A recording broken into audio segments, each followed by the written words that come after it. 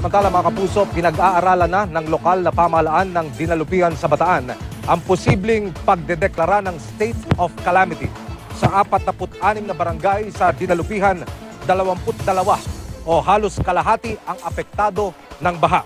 Mistulang rumaragas ang ilog ang ilang kalsada dahil sa abot kitang baha. Ang ilang residente sa Mabini Extension napilitang magbangka. Ang flood control project sa lugar palagi raw naaantala dahil sa ilang beses ng pagbaha. Naglagay muna ng mga sandbag ang Reserve Command at 48th Infantry Battalion ng Philippine Army para pigilan ang pag-apaw ng tubig sakaling umulan ulit. Nagtayo na ng evacuation center sa barangay Tubo-Tubo, Bayan-Bayanan, Sapang-Balas, New San Jose at Pentor.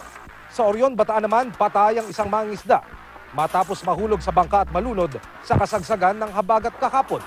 Hindi pa siya kasama sa 13 naitala ng National Disaster Risk Reduction and Management Council na namatay dahil sa habagat.